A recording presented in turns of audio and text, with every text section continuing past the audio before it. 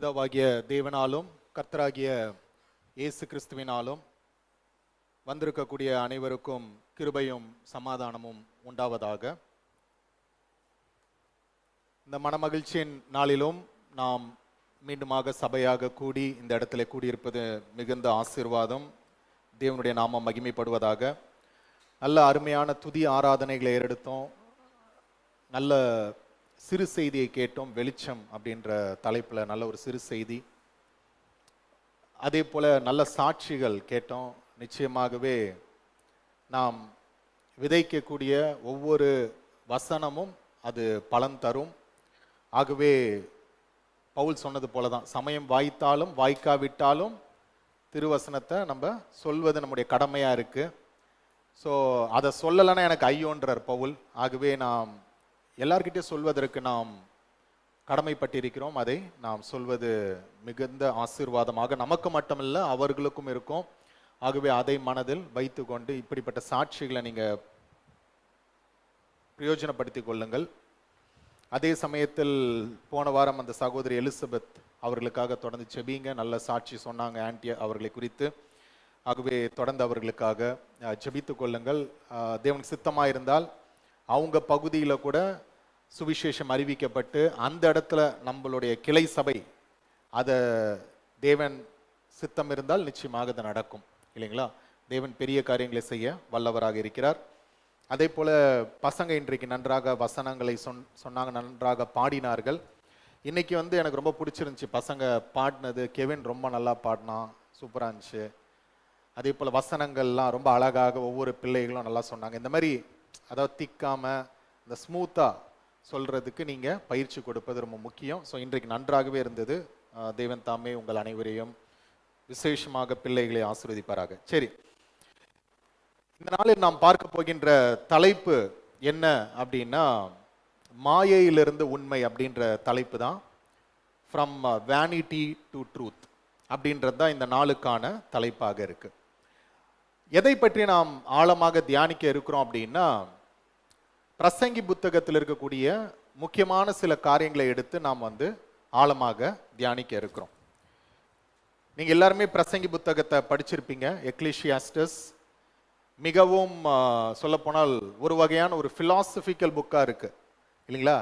தத்துவங்கள் நிறைந்த புத்தகம் போல் அது நமக்கு காட்சி அளிக்குது. அப்படி இருந்தால் கூட அந்த புத்தகத்தை நாம் ஒவ்வொரு முறையும் படிக்கும் பொழுது அது அநேக காரியங்களை நமக்கு வெளிப்படுத்தக்கூடியதாக இருக்கு. சொல்லப்போனால் நம்ம எப்படிப்பட்டதான சூழ்நிலையில் இந்த பூமியில் வாழ்ந்து கொண்டு இருக்கிறோம் அப்படின்றதற்கான ஒரு தெளிவை காட்டக்கூடிய ஒரு புத்தகமாக இந்த புத்தகம் இருக்கு. ஆகவே இன்றைக்கு நம்ம இந்த புத்தகத்திலிருந்து சில காரியங்களை நாம் தியானிக்க இருக்கிறோம். இதில் நிறைய சொல்லப்போனால் நெகட்டிவாக பேசப்பட்ட காரியங்கள் நிறைய இருக்கு.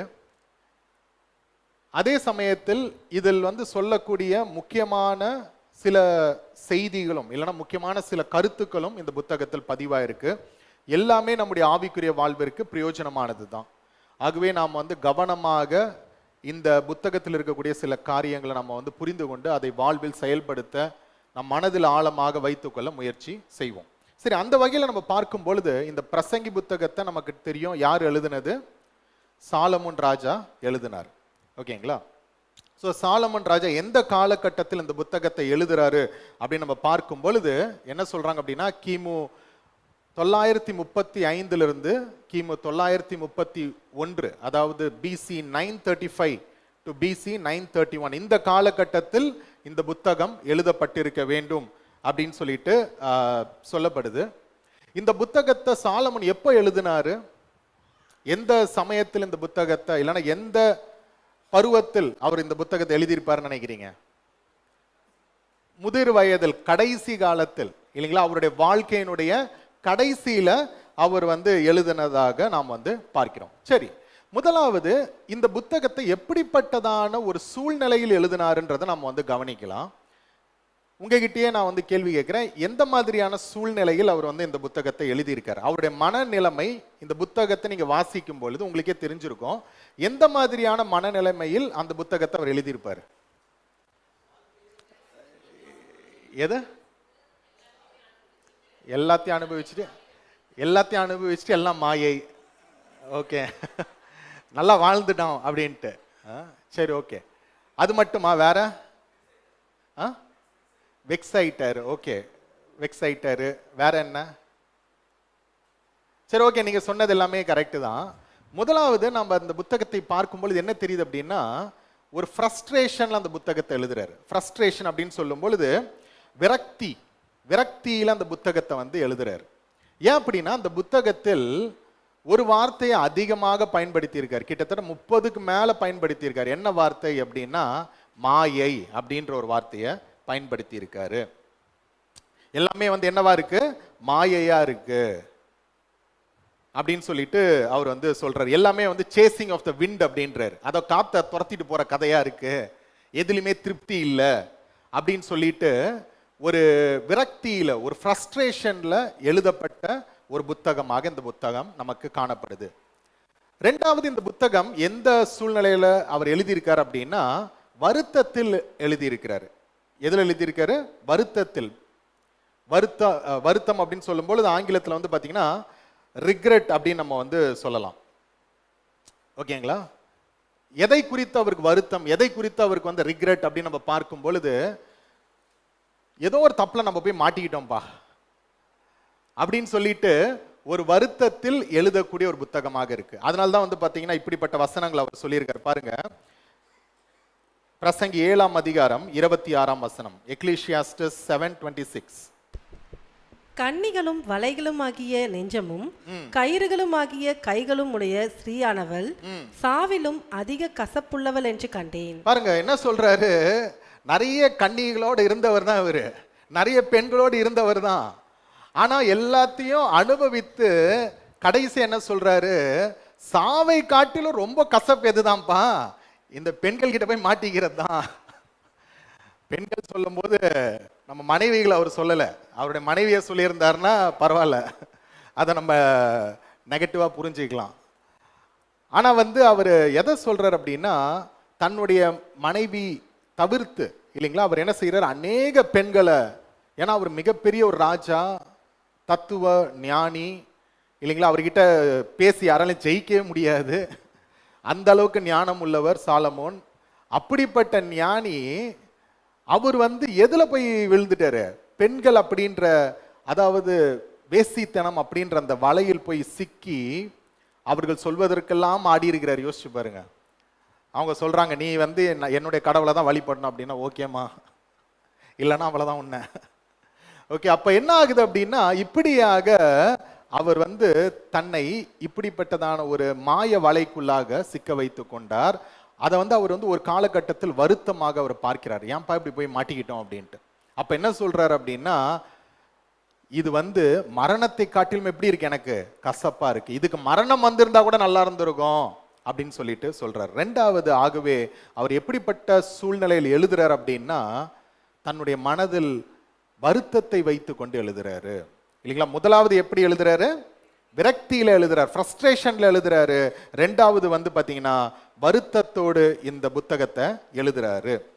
சோ இன்னொரு வசனத்தை கூட வாசிப்போம் பாருங்க, பிரசங்கி 1:2-3, எக்லீசியாஸ்டஸ் 1:2-3. மாயை மாயை எல்லாம் மாயை என்று பிரசங்கி சொல்லுகிறான். பாருங்க, மாயை மாயை எல்லாம் மாயை என்று பிரசங்கி சொல்லுகிறான். சூரியனுக்கு கீழே மனுஷன் படுகிற எல்லா பிரயாசத்தினாலும் அவனுக்கு பலன் என்ன?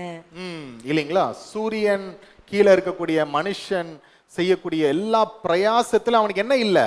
பலன் இல்லை அப்படின்னு சொல்லிட்டு சொல்றான். சோ விரக்தி, அதுக்கு தான் இந்த வசனத்தை நம்ம பார்க்கிறோம். அப்போ விரக்தியோடு எழுதுறாரு, மன வருத்தத்தோடு எழுதுறாரு. அதே சமயத்தில் இதை அவர் எழுதும் பொழுது அவருடைய சரீரம் எப்படி இருந்துச்சு? இந்த புத்தகத்தை அவர் எழுதும் பொழுது நம்மளுக்கு நல்லா தெரியும், அவர் ஓல்ட் ஏஜ்ல எழுதினாரு. ஆனா அவருடைய சரீரம் எப்படி இருந்திருக்கும்? அவருக்கு என்ன வயசு இருக்கும்னு சொல்றாங்க அப்படின்னா 60 வயசு தான் இருக்கும்ன்றாங்க. ஆனா பாடியை நல்லா டேமேஜ் பண்ணிட்டாரு. என்ன செஞ்சிட்டாரு? பாடியை எல்லா இன்பங்களுக்கும் கொடுத்து கொடுத்து எல்லா தப்பையும் செஞ்சு நல்லா குடிச்சு நல்லா டான்ஸ் ஆடி என்ஜாய் பண்ணி நிறைய பெண்களோடு போய், அப்போ அந்த பாடி என்ன ஆயிருக்கும் யோசிச்சு பாருங்க. அதாவது பாடியை வந்து சரியா யூஸ் பண்ணா ஓகே, கண்டபடிக்கு பயன்படுத்திட்டு என்ன ஆயிரும்? இப்ப சில பேர் வந்து பயங்கரமா குடிச்சாங்கன்னா என்ன ஆகும்? Body total damage, liver damage, kidney டேமேஜ்ன்றாங்க. அதே போல வந்து சில பேர் வந்து அதிகமாக வேசித்தனம் பண்ணும்பொழுது இன்றைக்கு நம்ம கேள்விப்படுற எய்ட்ஸ் இப்படிப்பட்ட வியாதிகள் வருது இல்லைங்களா? சில பேர் வந்து போதைக்கு இப்படிப்பட்ட காரியங்களுக்கு அடிமை ஆயிட்டாங்க அப்படின்னா என்ன ஆயிடுறாங்க, அவங்க எண்ணங்களை வந்து அவங்களே சிதைச்சிக்கிறாங்க, வாழ்க்கையில ஒரு பிடி இல்லாம வாழக்கூடியதா மாறிடுறாங்க. அப்ப என்ன ஆகுது அப்படின்னா, ஒரு காரியத்தை நம்ம எக்ஸ்ட்ரீமா பயன்படுத்தும் பொழுது, எக்ஸ்ட்ரீமா அதை வந்து தவறாக கொண்டு செல்லும் பொழுது நம்ம என்ன செஞ்சிடும், இந்த பாடியை டேமேஜ் பண்ணிக்கிறோம். இப்ப யோசிச்சு பாருங்க, சாலமோன் வந்து டெலிபரேட்டா அதை பண்ணாரு. என்ன சொல்றாருன்னா, டெலிபரேட்னு நான் சொல்லும்போது அவரே மனம் முவந்து பண்ணாரு. ஏன் அப்படின்னா எல்லாத்தையும் ஆராய்ந்து பார்க்கணுமா, அவருக்கு எல்லாத்தையும் வந்து ஆராய்ந்து பார்க்கணும் அப்படின்றது. சில நேரத்துல வந்து சில காரியங்கள் நமக்கு தெரியாம இருக்கிறதே நல்லது இல்லையா? அதனாலதான் சின்ன பசங்கிட்ட வந்து நம்ம நிறைய விஷயங்களை என்ன சொல்லுவோம், இதை செய்யாதீங்க, அதை பண்ணாதீங்க, அவங்களுக்கு சொல்லி புரிய வைக்க முடியாது. ஆனா சில நேரத்தில் நம்ம சொல் பேச்சை கேட்காம அதை செய்யும் பொழுது என்ன ஆயிடுவாங்க, அதுல போய் சிக்கி மாட்டி கடைசிய வாழ்க்கையே சீரழியத்தக்கதாக போய்விடுகிறது. அப்போ சில காரியங்கள் வந்து தெரியாம இருக்கிறது தான் நல்லது இந்த பூமியில. ஆனா அன்பார்ச்சுனேட்லி இந்த மாம்சம் என்ன செய்யுதுன்னா, எல்லாத்தையும் நான் செய்யணும், எல்லாத்தையும் நான் அனுபவிக்கணும். அதுவும் இன்றைக்கு இருக்கக்கூடிய உலகத்துல வந்து பாத்தீங்கன்னா பாவத்தை வந்து ரொம்ப எப்படி காட்டுறாங்க, ரொம்ப ஸ்டைல் மாதிரி காட்டுறாங்க. பாவத்தை வந்து ஒரு ஸ்டைல் மாதிரி, பாவத்தை வந்து ஒரு பெரிய என்டர்டெயின்மெண்ட் மாதிரி, பொழுதுபோக்கு மாதிரி. அது பண்றதுனால எந்த தப்பும் இல்லை, உன்னுடைய உடல், உன்னுடைய உரிமை.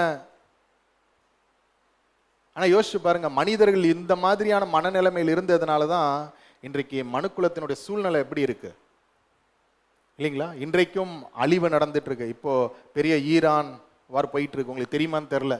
நிறைய பேர் வேர்ல்டு வார் 3 ஸ்டார்ட் ஆயிரும்ன்ற அளவுக்கு பயந்துட்டு இருக்கிறாங்க எல்லாருமே. எவ்வளவு மரணங்கள் போயிட்டு இருக்கு, எத்தனையோ குடும்பங்கள் ஈரான் அந்த இடத்துல அழிக்கப்பட்டு கொண்டிருக்கு. இந்த வேளையில் நம்ம பேசி கொண்டிருக்கக்கூடிய இந்த வேளையில குண்டு வந்து அந்த இடத்தில் விழுந்து வீடுகள் நொறுக்கப்படுது. எல்லாருமே பயந்துட்டு இருக்காங்க, ஒரு பதற்றமான சூழ்நிலைன்னு சொல்லிட்டு இருக்காங்க. யோசிச்சு பாருங்க, எல்லாத்தையும் சாதாரணமா எடுத்து என்ன ஆயிடுச்சு, மனுக்குலத்தினுடைய நிலைமை இப்படி ஆயிப்போச்சு. சரி, இப்ப நம்ம சாலமோன் கதைக்கு வருவோம். அப்போ அவருடைய அந்த சரீரத்தை அவர் என்ன செஞ்சிட்டாரு, எக்ஸ்ட்ரீமா டேமேஜ் பண்ணிக்கிட்டாரு. எல்லா வகையான இன்பங்களுக்கும் தன்னை ஒப்பு கொடுத்து தன்னுடைய சரீரத்தை டேமேஜ் பண்ணிக்கிட்டாரு. இப்ப அவருடைய சரீரம் அப்போ எப்படி இருக்கும் யோசிச்சு பாருங்க. இத வந்து அவர் ரொம்ப அழகா அவருடைய சரீரம் எப்படி இருக்குன்றத அவர் வந்து பொயட்டிக்கலா, ஒரு கவிதை போல, ஏன்னா அவர் ஞானியில நேரடியா சொன்னா கொஞ்சம் காமெடியா இருக்கும்னு சொல்லிட்டு, இல்லைன்னா வந்து கொஞ்சம் மக்களுக்கு பயமுறுத்துற மாதிரி இருக்கும்னு சொல்லிட்டு கொஞ்சம் கவிதை மாதிரி அதை வந்து அவருடைய சரீரத்தை வந்து எப்படி இருக்குன்றத சொல்றாரு பாருங்க. பிரசங்கி 12ஆம் அதிகாரம் 3ல இருந்து வாசிங்க. பிரசங்கி 12:3ல இருந்து. மழைக்கு பின் மேகங்கள் திரும்ப திரும்ப வராததற்கு முன்னும் வீட்டு காவலாளிகள் தள்ளாடி பலசாலிகள் கூனி போய் எந்திரம் அரைக்கிறவர்கள் கொஞ்சமானதினால் ஓய்ந்து பலகனி வழியாய் பார்க்கிறவர்கள் இருண்டு போகிறதற்கு முன்னும் ஏந்திர சத்தம் தாழ்ந்ததினால் தெருவாசலில் கதவுகள் அடைபட்டு குருவியின் சத்தத்துக்கும் எழுந்திருக்கிற வேண்டியதாகி கீத வாத்திய கன்னிகைகள் எல்லாம் அடங்கி போகிறதற்கு முன்னும் மேட்டுக்காக அச்சம் உண்டாகி வழியிலே பயங்கள் தோன்றி வாதுமை மரம் பூப்புத்து வெட்டி கிளியும் பாரமாகி பசித்தீவனமும் அற்று போகாததற்கு முன்னும் மனுஷன் தன் நித்திய வீட்டுக்கு போகிறதினாலே துக்கம் கொண்டாடுகிறவர்கள் வீதியிலே திரியாததற்கு முன்னும் வெள்ளி கயிறு கட்டுவிட்டு பொற்கிண்ணி நசுங்கி ஊற்றின் அருகே சால் உடைந்து துறவண்டையில் உருளை நொறுங்கி இவ்விதமாய் மண்ணானது தான் முன்னிருந்த பூமிக்கு திரும்பி ஆவி தன்னை தந்த தேவனிடத்திற்கு மறுபடியும் போகாததற்கு முன்னும் அவரை உன் வாலிப பிராயத்திலே நினை. ஏதா புரிஞ்சுதா? ஒன்றும் புரியல இல்லையா? ஆக்சுவலா வந்து பாருங்க, உங்களுக்கு புரிய வைக்கிறேன். 3வது வசனத்துல பாருங்க என்ன சொல்றாரு, வீட்டு காவலாளிகள் தள்ளாடி. ஓகே, வீட்டு காவலாளிகள் அப்படின்னு சொல்லும் பொழுது நம்ம வந்து நம்மளை ப்ரொடெக்ட் பண்றதுக்கு எதை பயன்படுத்திக்கிறோம், கையை பயன்படுத்திக்கிறோம். அதனால வந்து கையெல்லாம் வந்து தள்ளாடுதுன்றாரு. பலசாலிகள் கூனி போய், பலசாலிகள் சொல்லும் பொழுது எதை சொல்றாங்கன்னா முதுகு, அந்த முதுகெலும்பு சொல்றாங்க. அதே போல எந்திரம் அரைக்கிறவர்கள் கொஞ்சமானதினால், அப்படின்னா என்ன அர்த்தம், பல்லு உளுந்துடுச்சு நிறைய. எந்திரம் அரைக்கிறவர்கள் என்ன ஆயிட்டாங்களாம், கொஞ்சம் ஆயிட்டாங்களாம், கம்மி ஆயிட்டாங்களாம். ஓகே, அடுத்து என்ன சொல்றாரு? பலகனி வழியாய் பார்க்கிறவர்கள் இருண்டு போகிறதற்கு முன்னும். பலகனி வழியாய் இருந்து பார்க்குது கண்ணு. சரி, நீங்க இந்த மாதிரி பார்த்தீங்கன்னா ஒவ்வொன்றும் ஓகே. காது நெக்ஸ்ட் காது கேட்கலன்றாரு. ஓகே, அவரோட நிலைமை இப்படி ஆகி போச்சு. நீங்க கேட்கலாம், என்ன பிரதர் இது நீங்க சும்மா நீங்க அடிச்சு விடுறீங்களா அப்படின்னா, இதுதான் உண்மை. ஏன் அப்படின்னா இதே வசனத்தை ஈஸி டு ரீட் பைபிளில் வாசிங்க. ஈஸி டு ரீட் தமிழ் பைபிளில் வாசிங்க இதே வசனங்களை. பிரசங்கி 12:3 அப்போது உனது கைகள் தம் பலத்தை இழக்கும். அப்பொழுது உன்னுடைய கைகள் தம் பலத்தை இழக்கும். உனது கால்கள் பலவீனமாகி வளைந்து போகும். உன்னுடைய கால்கள் பலவீனமாகி வளைந்து போகும். உனது பற்கள் எல்லாம் விழுந்து போய் உணவை நீ தின்ன முடியாத நிலை ஏற்படும். பொக்கவாயிருவீங்கன்றாரு, பொக்கவாயிட்டன்றாரு. இப்பயாவது பரவாயில்ல. இப்போ அது வந்து பார்த்தீங்கன்னா அந்த டூத்ஸி அதெல்லாம் வச்சு அந்த ஆர்டிஃபிஷியல் டூத்லாம் போட்டு ஏதோ அரைச்சிட்டு இருக்கீங்க. ஓகே, ஸோ ஆனால் வந்து அந்த காலகட்டத்தில் அப்படிலாம் இருந்திருக்காது. ஓகே, ஸோ இல்லைனா என்ன செஞ்சாங்கன்னு தெரில. பொக்கவாயோடு இப்போ முறுக்கு சாப்பிடலாம் நினச்சா என்ன செய்ய முடியாது, சாப்பிட முடியாது, அரைக்காது. அதான் சொல்கிறேன், உங்களுடைய பற்கள் எல்லாம் விழுந்து போகும். உன் கண்கள் தெளிவாக பார்க்காது. உன் கண்கள் தெளிவாக பார்க்காது. உன் காதுகள் கேட்க கஷ்டப்படும். உன் காதுகள் கேட்கிறாரு. என்ன செய்தி சொல்றாரு அலெக்ஸ் அப்படின்னு என்ன செய்யறாரு? என்ன பத்தி தான் பேசிட்டு இருக்காரா? ஓ ஓகே. வீதியில் உள்ள சப்தங்களை உன் காதுகள் கேட்காது. வீதியில சப்தம் போட்டுட்டு இருக்காங்க, அதெல்லாம் உங்க காது கேட்காது. தானியங்களை அரைக்கிற கல் எந்திரம் கூட உனக்கு அமைதியுடன் இருப்பதாக தோன்றும். எப்படி பாருங்க, பயங்கரமான மிஷின் போயிட்டு இருக்கான். வெளியில வந்து பாத்தீங்கன்னா போர் போட்டுட்டு இருக்காங்க, இவருக்கு ஒன்றும் கேட்கல. ஐயா தாத்தா போர் போட்டுட்டு இருக்காங்க அப்படின்னு, அப்படியா அப்படின்னு போறாரு. அப்புறம் பெண்களின் பாடலை உன்னால் கேட்க முடியாது. பெண்களின், அவருக்கு நல்ல பெண்களுடைய பாடல், நல்ல அழகான பெண்கள் எல்லாம் வச்சு, அதனாலதான் சொன்னேன் இவர் வந்து ஞானி இல்ல. பாருங்க, கவிதை போல எழுதிட்டார். இப்ப நீங்க நம்ம தமிழ் பைபிள் ஒப்பிட்டு வாசிச்சு பார்த்தீங்கன்னா அது எவ்வளவு அழகா கவிதையா அவர் எழுதியிருக்காருன்னு உங்களுக்கு புரியும். ஆனா ரிகரெட் பண்றாரு, என்னன்னா பெண்கள் அழகழகா பாடுறாங்களே, அந்த பாட்டெலாம் இப்போ கேட்க முடியலையே. அவங்களும் நல்லா பாடுறாங்க இல்லைங்களா? ரொம்ப நல்ல பாட்டுலாம் இன்றைக்கி நம்ம பாடணும்ல. அதாவது விந்தை கீரு ராஜா, இந்த மாதிரி பாடல்கள், இந்த மாதிரி பாடலாம் நம்மளால கேட்க முடியலையே. கர்நாடிக் மியூசிக் கேட்க முடியல, எந்த மியூசிக் கேட்க முடியலன்னு சொல்லிட்டு என்ன ஆறாரு, ஃபீல் பண்றாரு. அப்புறம் பறவைகளின் பாடல் ஒலி கூட உன்னை அதிகாலையில் எழுப்பிவிடும், ஏனென்றால் உன்னால் தூங்க முடியாது. அது ஒரு பக்கம் அப்படி இருக்கு, இன்னொரு பக்கம் என்னன்னா தூக்கம் இல்லை. அதை சொல்றாரு. ஒரு சின்ன தூங்கலான்னு சொல்லிட்டு படுக்கலான்னு போன சின்ன டிஸ்டர்பன்ஸ் என்ன ஆயிருது, உன்னை வந்து தூங்க விடாதபடிக்கு நிலை தடுமாற வைக்குது. அப்புறம் நீ மேடான இடங்களை கண்டு பயப்படுவாய். உன் வழியில் எதிர்ப்படும் சிறியவற்றுக்காக கூட பயப்படுவாய். வாதுமை மரத்தின் பூக்களை போன்று உனது தலைமயிர் வெளுத்து போகும். வெட்டுக்கிளியை போன்று நீ உன்னையே இழுத்து கொண்டு திரிவாய். பாருங்க, வெட்டுக்கிளியை போல உன்னையே நீ என்ன செய்வ, இழுத்து கொண்டு திரிவ. எப்படின்னா இப்படி நடப்ப, டபக்குன்னு விழுந்துருவ இல்லையா? வெட்டிக்கிளி என்ன செய்வோம், ஒரு இடத்துல இருந்து லீப் ஆகும் இல்லையா? அந்த மாதிரி நீ என்ன செய்வ, உன்னையே இழுத்து கொண்டு திரிவாய் அப்படின்றாரு. அப்புறம் வாழ்வதற்கான ஆசையை நீ இழந்து விடுவாய். வாழ்வதற்கான ஆசையை நீ இழந்து விடுவாய். பிறகு நீ நிரந்தரமான கல்லறை வீட்டுக்கு செல்வாய். பிறகு நீ நிரந்தரமான கல்லறை வீட்டிற்கு செல்வாய். அப்புறம் துக்கம் கொண்டாடுகிறவர்கள் தெருவில் கூடி உனது உடலை கல்லறைக்கு எடுத்து செல்வார்கள். நீ இளமையாக இருக்கும் போதே வெள்ளி கயிறுகள் கட்டுவிட்டு பொன் கிண்ணங்கள் நொறுங்கும் முன்னால் கிணற்றிலே சால் உடைவது போல் உன் வாழ்வு பயனற்றதாக போகும் முன்னால் கிணற்றிலே மூடப்பட்டிருக்கும் கல் உடைந்து நொறுங்கி விழுவது போல் உன் வாழ்வு பயனற்று போகும் முன்னால் உன்னை படைத்தவரை நினைத்துக்கொள். இங்க வெள்ளி கயிறுன்னு சொல்லும் போது என்ன சொல்றாங்கன்னா, நம்மளுடைய நர்வஸ் சிஸ்டம் அவர் சொல்றாருன்னு நிறைய பேர் சொல்றாங்க. வெள்ளி கயிறு, கயிறு இல்லைங்களா? நர்வஸ் சிஸ்டம் எப்படி இருக்கு, கயிறு மாதிரி தானே இருக்கு. அதனால வந்து அந்த நர்வஸ் சிஸ்டம், நம்முடைய அந்த நரம்புகளை குறித்து அவர் பேசுறாரு அப்படின்றாங்க. அதே போல பொற்கிண்ணி அப்படின்னு சொல்லும்போது எதை சொல்றாங்க அப்படின்னா, இருதயத்தை சொல்றார். பொற்கிண்ணி நசுங்கி ஊற்றின் அருகே சாலை உடைந்து, அப்படின்னா என்ன அர்த்தம் அப்படின்னா அந்த லங்ஸ், ஓகேங்களா? ஸோ இதெல்லாம் வந்து என்ன ஆகுது, சரியான அந்த சுவாசத்தை ஏற்படுத்த முடியாதபடிக்கு அது உடஞ்சு போயிடுச்சு அப்படின்றார். ஆக மொத்தத்தில் சாலமன் என்ன சொல்றார், டோட்டல் பாடி டேமேஜ் பண்றாரு.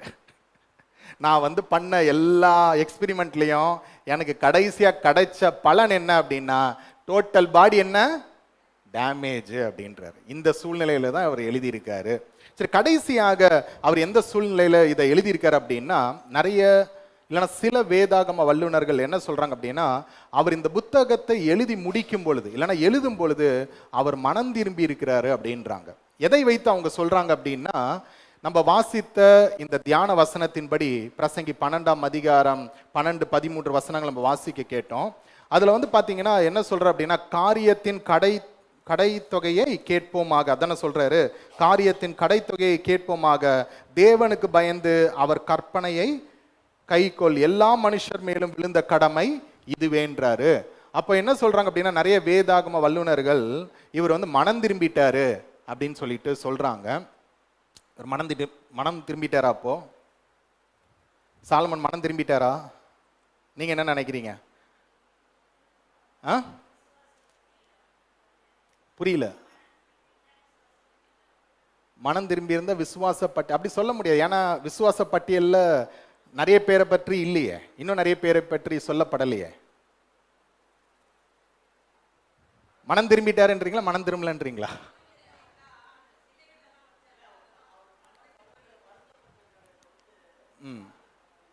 மனம் திரும்பின மாதிரி தெரியல.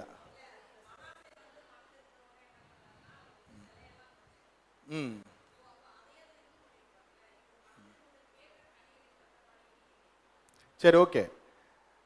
வேத வசனத்தில் எந்த ஒரு வசனமும் அவர் மனம் திரும்பினாருன்னு சொல்லப்படலை, அவர் மனம் திரும்பிட்டாருன்னு சொல்லப்படலை. நமக்கு நன்றாகவே தெரியும், ஒருவர் மனம் திரும்பி இருந்தால் தேவன் என்ன செய்வார்? அவங்கள ஏற்றுக்கொள்வார், இல்லைங்களா? நம்ம மனாசையை பார்க்குறோம். மனாசே அந்த ராஜா அவ்வளோ கொடிய பாவங்களை செய்தால் கூட மனம் திரும்பின பொழுது தேவன் என்ன செய்யறார்? அவனை ஏற்றுக்கொள்றார். அப்ப எந்த சூழ்நிலையில் சாலமோன் இதை எழுதி இருக்கிறார் அப்படின்னு நான் புரிந்து கொள்றேன் அப்படின்னா, ஒரு வகையான வருத்தம். இப்ப உதாரணமா வந்து பாத்தீங்கன்னா, சில பேர்லாம் வந்து இந்த பெரியவங்களாம் கேள்விப்பட்டிருப்பீங்க. சில பெரியவர்கள் அதாவது ஏதாவது ஒரு கஷ்டமான வேலையில இருக்கும் பொழுது ஒரு 60 வயசு 70 வயசுல சொல்லுவாங்க, நல்லா படிப்பா, சின்ன குழந்தைய பார்த்து நல்லா படிப்பா. ஏன்னா நாங்க தான் என்ன செஞ்சுட்டோம், எங்க லைஃபை வீணடிச்சிட்டோம், படிக்க சொல்லும் போது படிக்கல. பெற்றோர்கள் எங்களுக்கு புத்திமதி சொல்லும் பொழுது கேட்கல, சபையில புத்திமதி சொல்லும் பொழுது நாங்க கேட்கல, இன்னைக்கு இப்படி ஆயிட்டோம், இன்னைக்கும் கஷ்டப்பட்டுட்டு இருக்கோம். அதனால நீயாச்சும் என்ன செய்ய, திருந்து, நீயாச்சும் வந்து அதற்கெல்லாம் செவி கொடுத்து ஒழுங்கா உன்னுடைய வாழ்க்கையை மாற்றிக்கொள் அப்படின்னு சொல்லிட்டு சில பேர் ஒரு வருத்தத்துல சொல்லி நம்ம கேள்விப்பட்டிருப்போம். அவங்க உண்மையா வந்து பாத்தீங்கன்னா இப்போ ஒண்ணுமே அவங்களால செய்ய முடியாது, அந்த நிலையில அவங்க தள்ளப்பட்டுட்டாங்க இப்ப. ஏன்னா முடிவு, அவங்க ஆல்மோஸ்ட் முடிகிற டைமு, எல்லாத்தையும் அனுபவிச்சு லைஃபை வேஸ்ட் பண்ணிட்டோன்ற ஒரு ரிக்ரெட்டு அந்த சமயத்துல இருந்துதான் என்ன செய்யறாங்க, நமக்கு இப்படிப்பட்டதான புத்திமதிகளை சொல்றாங்க. அப்ப அதே மனநிலையில தான் சாலமன் கூட என்ன புரிந்து கொள்றாரு அப்படின்னா, அவரோட பாடி ஃபுல்லா என்ன ஆயிடுச்சு, அழிக்கப்பட்டுடுச்சு, சீரழிக்கப்பட்டுடுச்சு. இனிமேல் வந்து நான் மனம் திரும்பி, இனிமேல் நான் வந்து என் பலத்தெல்லாம் வச்சுக்கிட்டு இந்த தேசத்தில் இருக்கக்கூடிய இந்த விக்கிரகங்கள்லாம் என்னால் ஒழிக்க முடியாது.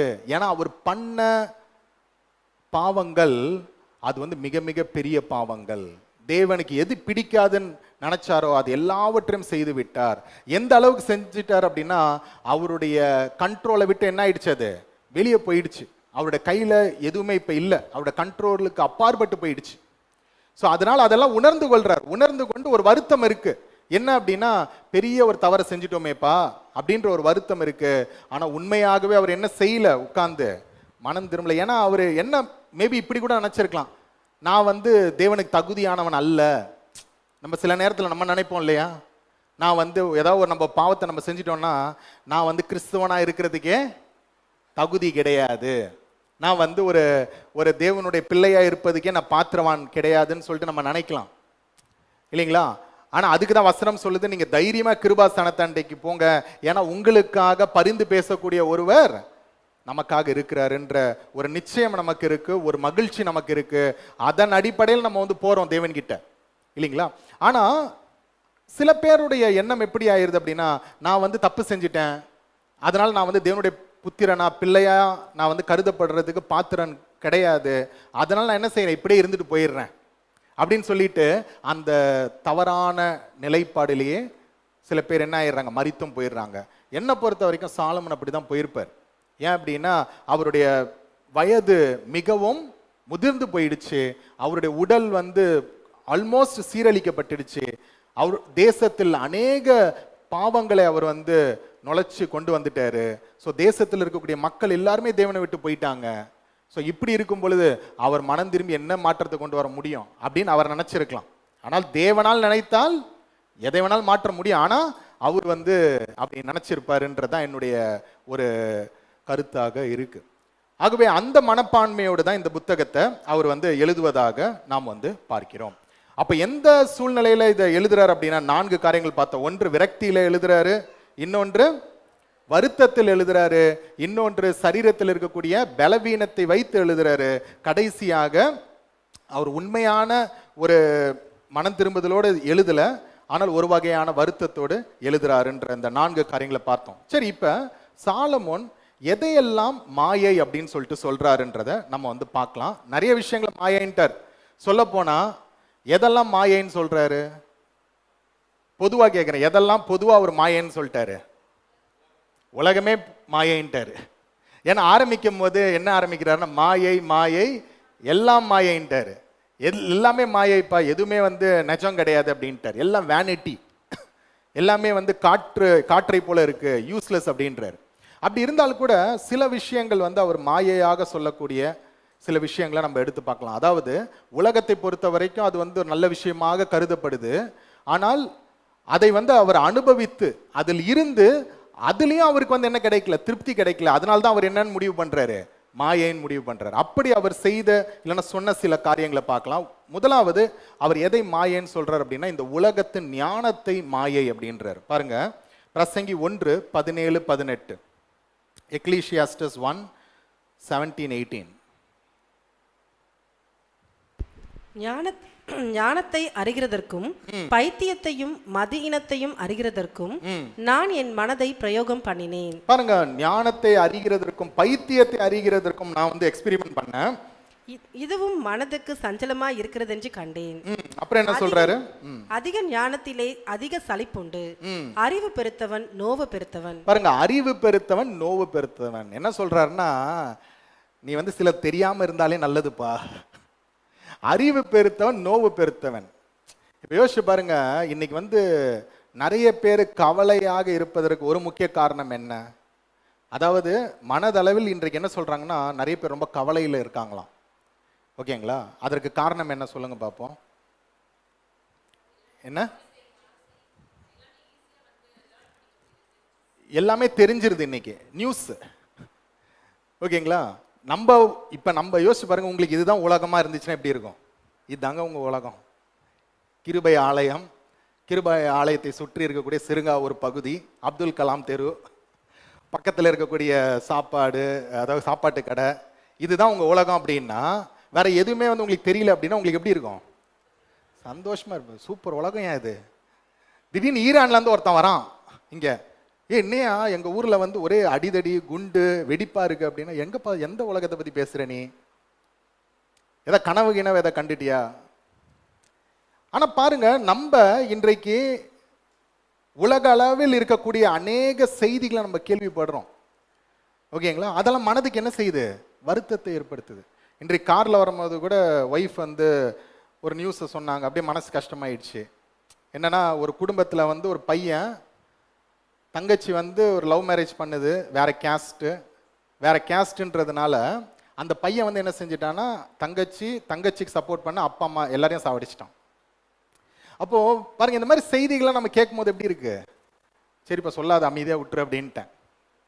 ஏன்னா வந்து நம்ம வந்து சந்தோஷமா தேவனை ஆராதிக்க போறோம். ஆனா இப்படிப்பட்ட செய்திகள் என்ன செய்யுது? நமக்கு வேதனையை ஏற்படுத்துது. பாருங்க, இதுதான் பிரச்சனை. இதுதான் வந்து சாலமோன் சொல்றாரு, அதிக ஞானத்தினால் அதிக சலிப்பு உண்டு, அறிவு பெருத்தவன் நோவு பெருத்தவன். உனக்கு நீயே என்ன செஞ்சுப்ப? வியாதிய கொண்டு வந்துருவ. தேவையில்லாம யோசிச்சு யோசிச்சு பேசி பேசி பேசி உன்னோட ஆர்கன்ஸ் எல்லாம் வந்து நெகட்டிவ் ஆயி முடிஞ்சு போச்சு கதை. ஓகே, ஸோ அப்போ என்ன, எதை மீனிங்லெஸ்ன்றாருன்னா, நிறைய பேர் நிறைய தெரிஞ்சுக்கணும்னு ஆசைப்படுறாங்க. ஆனா சாலமோன் சொல்றாரு, அறிவு பெருத்தவன் நோவு பெருத்தவன். இந்த உலகத்தின் நிலை அப்படிதான்ப்பா இருக்கு. நிறைய தெரிஞ்சுக்கலாம்னு நினைச்சேன்னா என் ரிசல்ட் எதுல முடியுது? உனக்கு நோயில தான் முடியுது, வருத்தத்துல தான் முடியுது, வேதனையில தான் முடியுது, கஷ்டத்துல தான் முடியுது. உனக்குள்ளாக என்ன இல்ல? மகிழ்ச்சி இல்லை அப்படின்றார். ரெண்டாவது, எதை வந்து அவர் வந்து மாயை அப்படின்னு சொல்றார் அப்படின்னா, இந்த உலக இன்பங்கள் மற்றும் உலகத்தில் கிடைக்கக்கூடிய அச்சீவ்மெண்ட்ஸ், அதை வந்து மாயைன்றார். பாருங்க, பிரசங்கி 2:1 வாசிங்க. எக்லீசியாஸ்டஸ் 2:1. நான் என் உள்ளத்திலே சொல்லிக் கொண்டது என்னவென்றால், வா இப்பொழுது உன்னை சந்தோஷத்தினாலே சோதித்து பார்ப்பேன், இன்பத்தை அனுபவி என்றேன். இதோ இதுவும் மாயையா இருந்தது. பாருங்க, சந்தோஷத்தினால் அவர் இருதயத்தை வந்து மகிழ்ச்சி பண்ணிக்கிட்டாரு. என்ன சொல்றாருன்னா, இன்பத்தை அனுபவி அப்படின்னாராம் அவர் மனதுக்கு. வா இன்பத்தை அனுபவி, நீ தான் ராஜா, என்ஜாய் பண்ண, வாப்பா வாடா ராஜா, என்ஜாய் பண்றா அப்படின்னாராம். அதுக்கப்புறம் அதுலயே சொல்லிட்டாரு, இதுவும் மாயையா இருக்குதுன்ட்டாரு. அனுபவிச்சிட்டாருல. ஏன்னா இதை எழுதும் போது எல்லாத்தையும் அனுபவிச்சுட்டு கடைசியா ஃபெயில். அவர் வந்து எக்ஸ்பெரிமெண்ட் பண்றாரு. ஓகே, நிறைய இந்த இடத்துல அவர் வந்து இன்பம் சொல்லும் போது எதெல்லாம் சொல்றாரு? எல்லா இன்பமும் தான் சொல்றாரு. குடி, பெண்ணு, களியாட்டு, இல்லையா, என்டர்டெயின்மெண்ட்ஸ் எல்லாத்தையும் வந்து ஏதாவது நமக்கு இன்ட்ரெஸ்ட் கொடுக்குதானா? நோ நோ, எல்லாம் ஃபெயில் ஃபெயில்னு வருது. 11வது வசனம் வாசிங்க, 2:11. என் கைகள் செய்த சகல வேலைகளையும் நான் பட்ட எல்லா பிரயாசத்தையும் கண்ணோக்கி பார்த்தேன். இதோ எல்லா மாயையும் மனதுக்கு சஞ்சலமுமாய் இருந்தது. சூரியனுக்கு கீழே பலன் ஒன்றுமில்லை. பாருங்க, என் கைகள் செய்த சகல வேலைகளையும் நான் பட்ட எல்லா பிரயாசத்தையும் கண்டேன். அச்சீவ்மெண்ட்ஸ். இன்னைக்கு நிறைய பேர் வந்து இந்த பூமியில வந்து நான் நல்ல வாழ்க்கையை வந்து அச்சீவ் பண்ணிட்டேன், நல்ல வீடு வாங்கிட்டேன், நல்ல குடும்பம் வந்துடுச்சு, எல்லாம் வந்துடுச்சு, அச்சீவ்மெண்ட்ஸ் அப்படின்றாரு. ஆனா என்ன சொல்றாருன்னா சாலமோன், இதோ எல்லாம் மாயையும் மனதுக்கு சஞ்சலமா தான் இருக்கு. எதுவுமே வந்து எனக்கு எதை கொடுக்கல? திருப்திய நிறைவை கொடுக்கல. எல்லாமே எனக்கு இருந்து கூட, எல்லாம் அச்சீவ்மெண்ட் பண்ணிட்டேன்னு நினைச்சா கூட அது கூட எனக்கு எதை கொடுக்கல? மனதுக்கு திருப்திய சமாதானத்தை கொடுக்கல. இதுவும் மாயையாக இருக்கு. இதுவும் வந்து என்னவா இருக்குன்னா வெறுமையாக இருக்கு அப்படின்றாரு. எதை தான் அச்சீவ் பண்ணாலும் அது பிரயோஜனம் இல்லை அப்படின்றாரு. அப்புறம் எதை வந்து அவர் மாயைன்னு சொல்றாருன்னா பாருங்க, பிரசங்கி 2:18-19 வாசிங்க. எக்லிசியாஸ்டஸ் 2:18-19. சூரியனுக்கு கீழே நான் பட்ட பிரயாசத்தை எல்லாம் வெறுத்தேன். எனக்கு பின்வர போகிறவனுக்கு அதை நான் வைத்து போக வேண்டியதாகுமே. அவன் புத்திமானா இருப்பானோ மூடனா இருப்பானோ அதை யார் அறிவார்? பாருங்க, எதை வந்து மாயன்னு சொல்றாரு இந்த இடத்துல? சொத்து, ஓகே, எதுவா இருக்கலாம். ஓகே, சொத்து எதுவா இருந்தாலும் அது என்னன்னு சொல்றாரு? அது வந்து மாயையா இருக்குன்றாரு. ஏன் அப்படின்னா, நம்ம வந்து சொத்தை வாங்கி வைக்கிறோம், இன்னெரிட்டன்ஸ் வாங்கி வச்சிடுறோம். ஆனா நம்ம வந்து அந்த சொத்தை வாங்குறதுக்கு என்ன செஞ்சிருப்போம்? ரொம்ப கஷ்டப்பட்டிருப்போம். அதுக்கப்புறம் நம்முடைய சந்ததி வரும், எந்த கஷ்டமும் படாம ஜாலியா அதை இது பண்ணுவாங்க. அதான் சொல்றேன், ஞானமான பிள்ளைன்னா பரவாயில்லப்பா, அந்த சொத்தை பாதுகாத்துப்பான். ஆனா ஞானம் இல்லாம அந்த சொத்தெல்லாம் அழிச்சிட்டான்னா நான் பட்ட பிரயாசம் என்ன ஆயிடுச்சு? யூஸ்லெஸ்ஸா மாறி போச்சு, எம்டினஸ் ஆயிடுச்சு, வெறுமை ஆயிடுச்சு. இல்லைங்களா? நிறைய பேர் நம்ம கேள்விப்பட்டிருப்போம், எங்கள் தாத்தா பெரிய ஜமீன்தார், பணக்காரர், இன்னைக்கு பார்த்தீங்கன்னா அவர் வந்து வாடகை வீட்டில் கஷ்டப்பட்டுக்கிட்டு இப்படி இருக்கிற மாதிரி சூழ்நிலைகள்லாம் இருக்கும். இல்லைங்களா? நிறைய பேர் நம்ம நிறைய உலகத்தில் எத்தனையோ குடும்பங்களை நம்ம வந்து கேள்விப்பட்டிருக்கோம். இல்லைங்களா? எங்கள் தாத்தா வந்து ஒரு காலத்தில் கொடி கட்டி பறந்தார், எங்கள் முப்பாட்டம் ஒரு காலத்தில் கொடி கட்டி பறந்தார். ஆனால் இன்னைக்கு பார்த்தா ஒன்றும் இல்லை, முப்பாட்டம் இல்லை, தாத்தாவும் இல்லை, யாருப்பா அவங்க தாத்தான்ட்டு.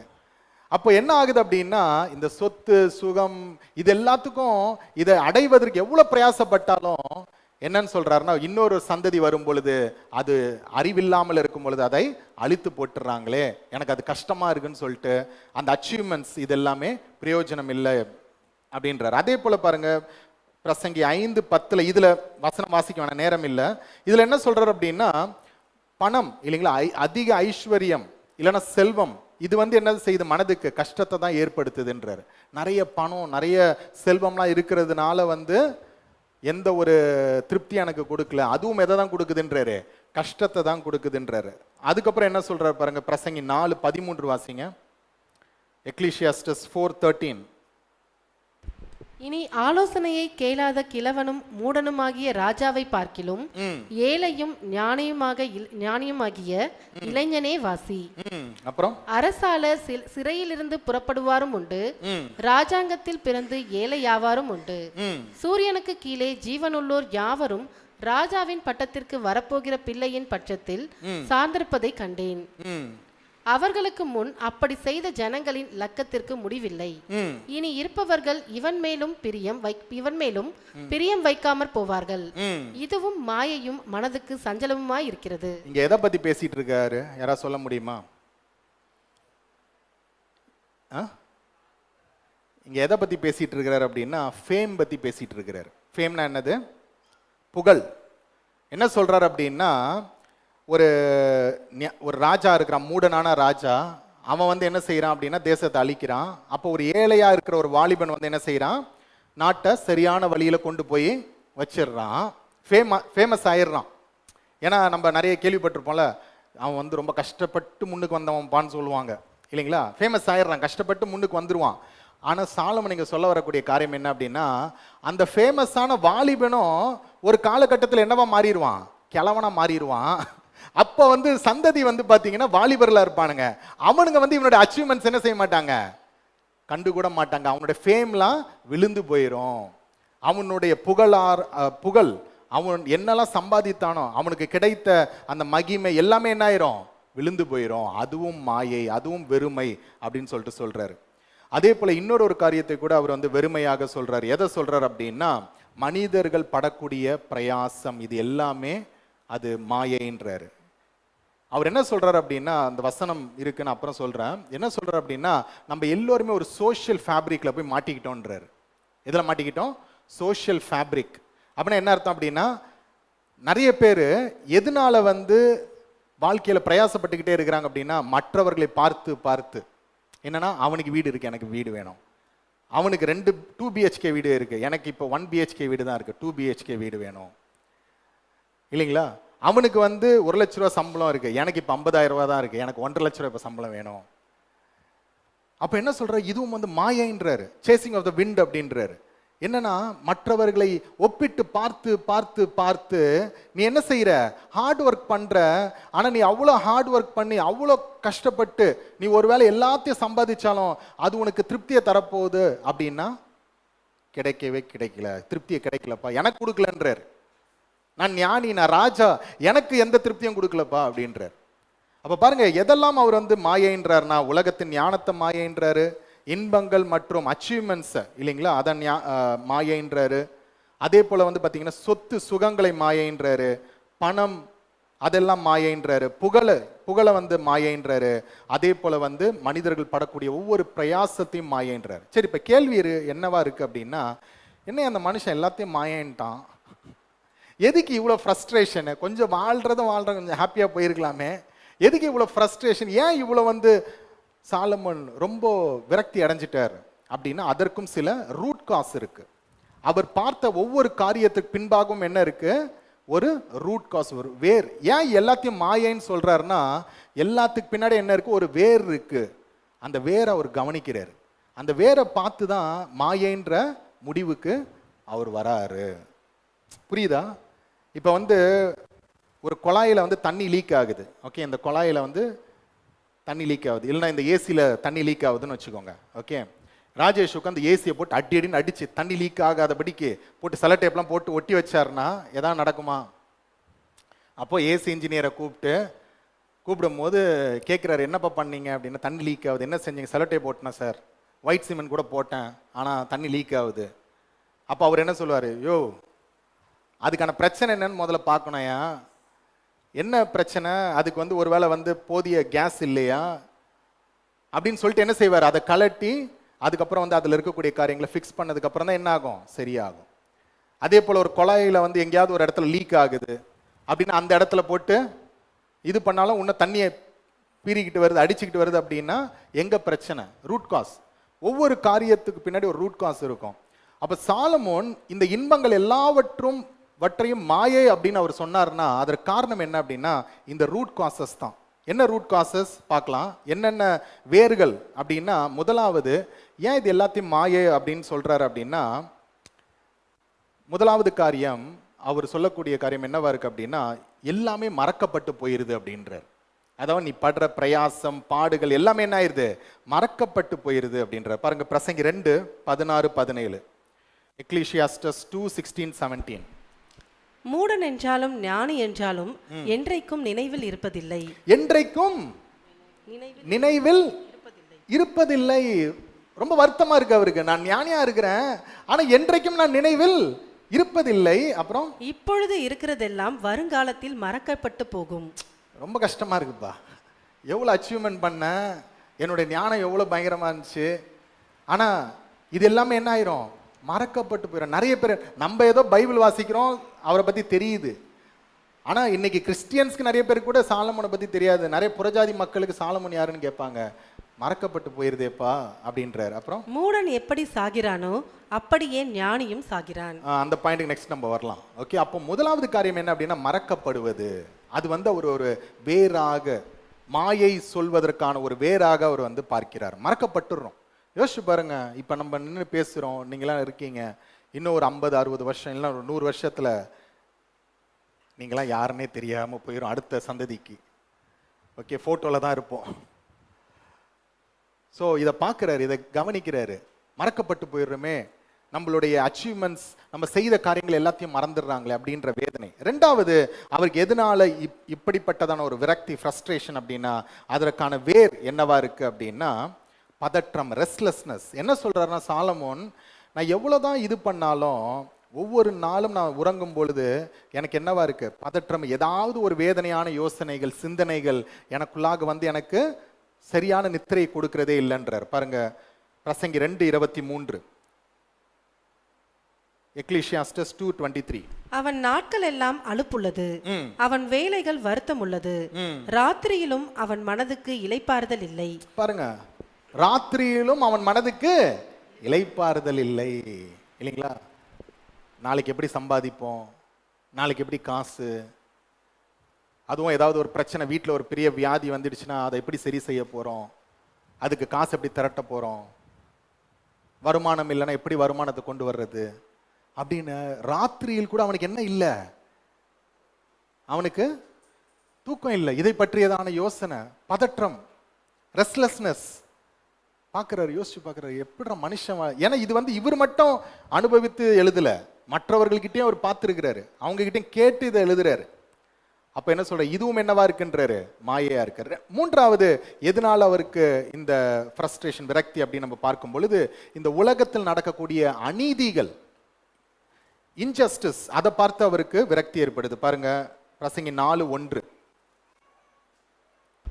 இதற்கு பின்பு நான் சூரியனுக்கு கீழே செய்யப்படும் கொடுமைகளை எல்லாம் சிந்தித்து பார்த்தேன். இதோ ஒடுக்கப்படுகிறவர்களின் கண்ணீரை கண்டேன்.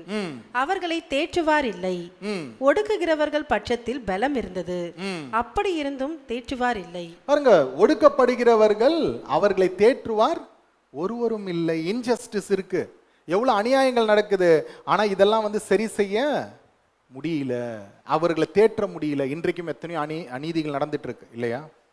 நம்ம தேசத்திலேயே நிறைய அநீதிகள் நடக்குது. கேட்கும் பொழுது நம்மளுக்கு என்ன ஆகுது? பயங்கர கோவம் வருது, என்னடா இப்படி நடக்குது அப்படின்ட்டு. ஆனா சாலமன் சொல்ற, தேற்றுவார் யாருமே கிடையாது. அநீதி அப்படிப்பட்டதாக இருக்கு. அதுக்கப்புறம் இன்னொரு ஒரு காரியத்தை என்ன சொல்றாரு அப்படின்னா, எதிர்பாராத அசம்பாவிதங்களை சொல்றாரு. இல்லைன்னா வந்து டைம் அண்ட் சான்ஸை பற்றி பேசுறாரு. பாருங்க, பிரசங்கி 9:11-12, எக்லீசியாஸ்டஸ் 9:11-12. நான் திரும்பிக் கொண்டு சூரியனுக்கு கீழே கண்டதாவது, ஓடுகிறதற்கு வேகம் உள்ளவர்களின் வேகமும் யுத்தத்துக்கு சௌரியவான்களின் சௌரியமும் போதாது, பிழைப்புக்கு ஞானம் உள்ளவர்களின் ஞானமும் போதாது, ஐஸ்வர்யம் அடைகிறதற்கு புத்திமான்களின் புத்தியும் போதாது, தயவு கிடைக்கிறதற்கு வித்துவான்களின் அறிவும் போதாது, அறிவு அவர்கள் எல்லாரும் சமயமும் தேவ செயலும் நேரிட வேண்டும். பாருங்க, இங்க என்ன சொல்றாரு அப்படின்னா, இங்க வந்து தமிழ்ல கொஞ்சம் வேற மாதிரி இருக்கு, நீங்க வீட்டுல போய் படிச்சு பாருங்க. இங்க என்ன சொல்ல வர்றாரு அப்படின்னா, அதாவது தகுதியுள்ளவனுக்கு தகுதியான காரியங்கள் கிடைப்பது இல்லை அப்படின்றார். இப்போ ஒருத்தன் வந்து பாத்தீங்கன்னா நல்ல ஓடுறவனா இருப்பான், நல்ல பேட்ஸ்மேனா இருப்பான், ஆனா அவன் வந்து பாத்தீங்கன்னா தெருவில் உட்காந்து ரோடு போட்டுட்டு இருப்பான். ஓகே, நல்ல கபடி பிளேயரா இருப்பான், ஆனா உட்காந்துட்டு மூட்டை சுமந்துட்டு இருப்பான். இங்க அதான் சொல்றாரு. என்ன சொல்ற அப்படின்னா, தகுதியானவனுக்கு என்ன செய்யறது இல்ல, தகுதியான வாய்ப்பு கிடைக்கிறது இல்ல. ஏதோ ஒரு எதர்ச்சியான ஒரு உலகமாக இருக்கு. தகுதி இல்லாதவன்லாம் என்ன செஞ்சிடறான், இன்னைக்கு மேலே போயிடுறான் அப்படின்னு சொல்லிட்டு அந்த அன்பிரடிக்டபிலிட்டி, யாரும் மேலே வருவான் யாரு கீழே போவானே சொல்ல முடியல, அப்படிப்பட்டதான ஒரு அன்பிரடிக்டபிள் வேர்ல்டா இருக்கு. எதையும் வந்து சொல்ல முடியாத ஒரு உலகமாக இருக்கு அப்படின்னு சொல்லிட்டு அவர் வந்து ஃபீல் பண்றாரு. அதுக்கப்புறம் அவர் சொல்லக்கூடிய காரியம், எதனால விரக்தி ஏற்படுது அப்படின்னா மரணம். இல்லைங்களா? ரொம்ப பாருங்க, 3:18-19, பிரசங்கி 3:18-19.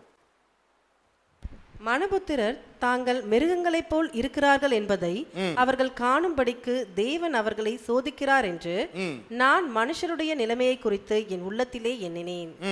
மனுபுத்திரருக்கு சம்பவிக்கிறது மிருகங்களுக்கும் சம்பவிக்கும், அவர்களுக்கும் இவைகளுக்கும் ஏக சம்பவம் உண்டு. இவைகள் சாகிறது போலவே அவர்களும் சாகிறார்கள், ஜீவன்களுக்கெல்லாம் சுவாசம் ஒன்றே. பாருங்க என்ன சொல்றாரு, மரணம் வந்தா கூட பிரச்சனை இல்லப்பா, இங்க என்ன ரொம்ப கொடுமையான விஷயம் அப்படின்னா, இந்த நாய் சாவறது போல நானும் சாவுறேன் அப்படின்றாரு. பக்கத்து தெருவில் இருக்கக்கூடிய ஒரு கழுதை சாகிறது போல நானும் சாவுறேன். அந்த கழுதைக்கு வந்து ஏபிசிடி தெரியாது, எனக்கு எல்லாமே தெரியும். நான் எவ்வளோ ஞானமானவன், நான் எவ்வளோ அறிவுள்ளவன், எவ்வளோ பெரிய தேசத்தை எழுப்பி கட்டியிருக்கிறேன், எவ்வளோ பெரிய அரசாங்கம் பண்ணிட்டு இருக்கிறேன். ஆனால் அந்த கழுதை சாறது போல் நானும் செத்து போகிறேன், இந்த மாடு சாறது போல் நானும் செத்து போகிறேன். இது என்னப்பா, இது அநியாயம் அப்படின்னு சொல்லிட்டு மிக பெரிதான ஒரு விரக்தி அவருக்குள்ளாக ஏற்பட்டுடுச்சு. இவ்வளோ நான் ஞானியாக இருந்து அறிவு இருந்து எனக்கு என்ன பிரயோஜனம், என்ன யூஸ் இருக்கு? அவங்களாம் சாறது போல் நானும் என்ன ஆயிடுறேன், செத்து போயிடுறேன்னு. மரணம்ன்ற ஒரு மிக பெரிதான கொடுமை நம்மளுக்கு இருக்கே அப்படின்னு சொல்லிட்டு என்னாரு, விரக்தி அடைகிறாரு. சரி, கடைசியாக மிகப்பெரிய ஒரு விரக்தி அவருக்குள்ள என்ன அப்படின்னா, மிகப்பெரிய விரக்தி என்னவா இருக்கும் நீங்களே சொல்லுங்க பார்ப்போம். மிகப்பெரிய விரக்தி இந்த பூமியில மரணம் தான் நீங்க சொல்லுவீங்க, சொல்லியாச்சு. சரி, வேற என்ன விரக்தி அப்படின்னா பாருங்க, பிரசங்கி 1:15, எக்லீசியாஸ்டஸ் 1:15. கோணலானதை நேராக்க கூடாது, குறைவானதை எண்ணி முடியாது. என்ன சொல்றாரு, கோணலானதை நேராக்க கூடாது. இந்த மனுக்குலம் வந்து கோணலாய் போயிடுச்சு, இதை என்ன செய்ய முடியல, ஸ்ட்ரெயிட்டா மாற்ற முடியல, சரி பண்ண முடியல. நான் எவ்வளவு பெரிய ராஜாவா இருந்தாலும் இந்த மனுக்குலத்தை என்னால சீர்படுத்த முடியல, சரிப்படுத்த முடியல அப்படின்றது தான் அவருக்கு மிகப்பெரிதான ஒரு வேதனை இல்லைங்களா? யோசிச்சு பாருங்க, நீங்க வந்து உங்க குடும்பத்துக்காக பயங்கரமா பிரயாசப்படுறீங்க, பயங்கரமா சம்பாதிக்கிறீங்க, நல்லா படிச்சு முன்னுக்கு நீங்க வந்துட்டீங்க, உங்க பிள்ளைகள் வரணும்னு நினைக்கிறீங்க. ஆனா உங்க பசங்க ஒருவேளை சொல்றேன் சீரழிஞ்சு போயிடுறாங்க, வேற தவறான வழியில போயிடுறாங்க அப்படின்னா, அப்போ உங்களுக்குள்ளாக எப்படிப்பட்டதான ஒரு வேதனை இருக்கும்? அவங்கள சரிப்படுத்தவே முடியல அப்படின்னா உங்களுக்கு எப்படி இருக்கும்? எவ்வளவு பெரிய விரக்தி இருக்கும் உங்களுக்கு இல்லையா? அதுக்கு நீங்க என்ன சொல்வீங்க, இதுக்கு நான் செத்தே போயிடலாம், என் முன்னாடி என்னுடைய பிள்ளைகள் இவ்வளவு கஷ்டப்படுறத பாக்குறதுக்கு பதிலாக நான் என்ன ஆயிடலாம், செத்தே போயிடலான்னுவீங்கல்ல. அந்த மாதிரியான ஒரு நிலைமை தான் சாலமோனுக்கு. என்ன சொல்றாருன்னா, நான் இவ்வளவு எஃபிஷியன்ட் மேன், நான் எல்லாம் என்னால் செய்ய முடியும்னு நினைச்சேன், ஆனா கோணலான இந்த காரியத்தை என்னால் என்ன செய்ய முடியல, யாரால சரி பண்ண முடியும், யாரால சரி பண்ண முடியலையேன்ற ஒரு விரக்தி அவருக்குள்ளாக இருக்கு. சரி, இப்ப கேள்வி என்னன்னா, நான் இதோட முடிச்சிடுறேன். ஆக்சுவலா வந்து இது இன்னும் நிறைய இருக்கு. இப்ப டைமை பார்த்தா நான் இன்னும் ஒரு 1 hour பேசுவோம் போல. ஸோ அதனால இதோட நான் முடிச்சுட்டு, ஆனால் திருவிருந்து வேற இருக்கனால நான் முடிச்சிடுறேன். ஆனா இந்த கேள்வியோட நான் முடிக்கிறேன்.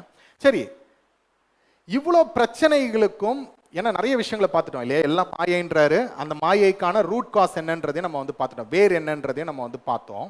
இப்ப இத்தனை வேருக்கும் இத்தனை ரூட் காஸுக்கும் சாலமோன் யார் காரணம்னு சொல்றாரு? இவ்வளவு பிரச்சனைகளுக்கும் காரணம் யாருன்றாரு? சில இடத்துல சொல்றாருல்ல, அதாவது தேவன் மனுஷனை இப்படி தள்ளிட்டாரு அப்படின்றாரு பிரசங்கில.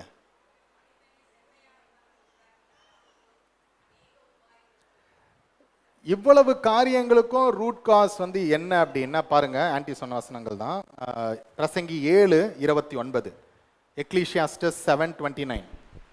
இதோ தேவன் மனுஷனை செம்மையானவனாக உண்டாக்கினார். பாருங்க, இதோ தேவன் மனுஷனை எப்படி உண்டாக்குனாராம், செம்மையானவனாக உண்டாக்குனார். அவர்களோ அநேக உபாய தந்திரங்களை தேடிக்கொண்டார்கள். அவர்களோ அநேக உபாய தந்திரங்களை தேடிக்கொண்டார்கள். இதை மாத்திரம் கண்டேன், இதை மாத்திரம் ஸ்பெசிபிக்கா சொல்றேன், இதுதான் மேட்ரு. இவ்வளவு பிரச்சனைக்கு காரணம் வந்து நான் வந்து நினைச்சிட்டு இருக்கேன் தேவன் தான்ட்டு கடுப்பாயிட்டு இருந்தேன். ஆனா பார்த்தா தேவன்லாம் இல்லை, இந்த மனுஷங்க தான். ஏன்னா மனிதர்களை அவர் எப்படிதான் உண்டாக்கினாராம், செம்மையானவனா உண்டாக்குனார், பர்ஃபெக்டா உண்டாக்குனார், ஆதாம பர்ஃபெக்டா உண்டாக்குனார். ஆனா மனிதன் தான் என்ன செஞ்சிட்டான், அநேக உபாய தந்திரங்களை தேடிக்கொண்டு தன்னை கெடுத்து கொண்டான், தன்னுடைய வாழ்க்கையை சீரழித்து போட்டான். தன்னோட வாழ்க்கையை அழித்து கொண்டான் அப்படின்றத அவர் முழுமையாக புரிந்து கொண்டார். இன்றைக்கு யோசிச்சு பார்க்கும் பொழுது அதுதான் உண்மை இல்லையா? தேவன் வந்து மனிதனை எப்படி படைச்சாரு? சந்தோஷமா இருக்க தான் படைச்சார். ஆதாம படைக்கும் பொழுது நீ பழுகி பெருகி பூமியை சுதந்தரித்து கொள்ளுன்றாரு. எந்த கஷ்டமும் இல்லை ஏதேன் தோட்டத்தில்.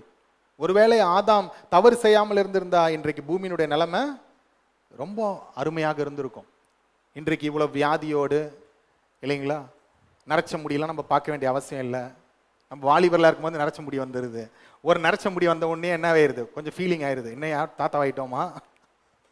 ஒரு பல்லு போன உடனே என்ன ஆயிடுது, ஃபீலிங் வந்துடுது இல்லைங்களா. சுகர் ஏறின உடனே ஃபீலிங் வந்துடுது.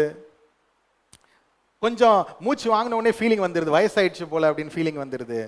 கொஞ்சம் தோல் கொஞ்சம் சுருங்கின உடனே கண்ணாடியில் போய் பார்க்கும்போது என்ன இங்கே இடத்துல தொங்குது லைட்டா, நல்லா தான் நின்றுட்டு இருந்துச்சு, ஃபீலிங் வந்துடுது. பாருங்க, இதெல்லாம் தேவனுக்கு கீழ்பட்டு இருந்தால் இதெல்லாம் நடந்திருக்காது. ஸோ இதுலேருந்து நாம் என்ன கற்றுக்கொள்கிறோம் அடுத்த வாரத்தில் நம்ம பார்க்கலாம், இல்லைனா அடுத்த பகுதியில் நம்ம பார்க்கலாம் இதற்கெல்லாம் என்ன தீர்வுன்றதை புதிய ஏற்பாடோடு நம்ம வந்து ஒப்பிட்டு பார்க்க போகிறோம். ஆனால் நாம் கவனிக்கக்கூடிய ஒரு காரியம் என்ன அப்படின்னா, தேவன் நம் ஒவ்வொருவரையும் செம்மையானவராக தான் படைச்சிருந்தாரு. ஆனால் மனிதன் தான் என்ன செஞ்சிட்டான், அநேக உபாய தந்திரங்களை தேடிக்கொண்டார்கள். ஆனால் இதில் வந்து ஒரு சந்தோஷமான விஷயம் என்ன அப்படின்னா, உங்கள் ஒவ்வொருவரையும் தேவன் மீண்டுமாக செம்மையான பாதைக்கு கொண்டு வந்துட்டார். அதான் சந்தோஷமான விஷயம். நம்ம எல்லாருமே அந்த சீர்கேடான உலகத்தில் அழிந்து இல்லைங்களா அநேக உபாய தந்திரங்களுக்குள்ளாக சிக்கி கொண்டு இருந்தோம். தேவன் அதிலிருந்து உங்கள் ஒவ்வொருவரையும் என்ன செஞ்சிட்டாரு, பிரித்து கொண்டு வந்து எங்க கொண்டு வந்துட்டார், மீண்டுமாக உங்களை செம்மையான பாதையில் கொண்டு வந்துட்டாரு. அப்ப இந்த செம்மையான பாதையில் நாம் நிலைப்பது அது நம்முடைய கடமையாக இருக்கு இல்லைங்களா. அதனால்தான் வந்து ஒரு இடத்துல புதிய ஏற்பாட்டில் சொல்லப்பட்டிருக்கு, நீங்கள் அதிக பயத்தோடும் நடுக்கத்தோடும் உங்கள் ரட்சிப்பு நிறைவேற பிரயாசப்படுங்க. ஏன்னா செம்மையான பாதைக்குள்ள நீங்க வந்துட்டீங்க இல்லைங்களா. செம்மையான பாதைக்குள்ளாக, நித்திய பாதைக்குள்ளாக, ரட்சிப்பின் பாதைக்குள்ளாக வந்துட்டீங்க. எத்தனையோ பேருக்கு இந்த பாதை தெரியல, எத்தனையோ பேருக்கு இந்த ரகசியங்கள் தெரியல, இன்னும் மாயையில சிக்கி கொண்டு அதுதான் நிஜம் நம்பிட்டு இருக்கிறாங்க. ஆனா உங்களை மாயையிலிருந்து நிஜத்துக்கு தேவன் எப்பயோ கொண்டு வந்துட்டார், கிறிஸ்தியஸ் மூலமாக உண்மைக்கு கொண்டு வந்துட்டாரு. இப்ப இந்த உண்மையின் பாதையில் நிற்க வேண்டியது நம்முடைய கடமையா இருக்கு. சாலமோன் செய்த தப்ப செய்யாதீங்க, அந்த மாயையை நம்பி அது பின்னாடி போயிடாதீங்க. இப்பவும் அப்பப்போ என்ன செய்யும், அந்த மாயை வந்து உங்களை கவரும் இல்லைங்களா. இந்த இன்பங்கள் அதிக ஞானமா இருக்கலாம், சொத்து சோகம் வீடு இதெல்லாமே வந்து என்ன செய்யலாம், உங்களை அப்பப்போ உங்களை வந்து கவரும். பணங்கள் ஐஸ்வர்யம் இதெல்லாம் கவரும். ஆனால் உங்கள் இருதயத்தை என்ன செய்யாதீங்க, அது பின்னாடி வைக்காதீங்க. உங்களுடைய தேவைகள் எல்லாவற்றும் தேவன் சந்திப்பார். அதை பற்றி நம்ம கவலைப்பட தேவையே இல்லை. நமக்கு என்ன வேணும் ஏது வேணும்ன்றது உங்களுக்கு மேலேயே நம்முடைய தேவனுக்கு தெரியும், பரமபிதாவுக்கு. இயேசு கிறிஸ்து ரொம்ப அழகாக ஒரு வசனத்தில் சொல்றாரு, நீங்களே வந்து உலகத்தின் மனிதர்கள் நீங்களே என்ன செய்றீங்க, உங்களுடைய பிள்ளைகள் வந்து மீனை கேட்டால் பாம்பா கொடுப்பானா இல்லைங்களா. அப்படி நீங்களே இருக்கும் பொழுது உங்களுடைய பரமபிதா அவர் வந்து உங்களுக்கு அதிக நன்மைகளை செய்வதற்கு அவர் நிச்சயம் உள்ளவராக இருக்கிறார். அப்படி இருக்கும் பொழுது தேவன் நம்முடைய பரமபிதாவா இருக்கிறார். ஆகவே நாம் மீண்டுமாக அந்த மாயைக்குள்ள போக வேண்டாம், செம்மையான இந்த பாதையில் இருப்போம். தேவன் தாமே உங்களை ஆசீர்வதிப்பாராக. ஆமென்.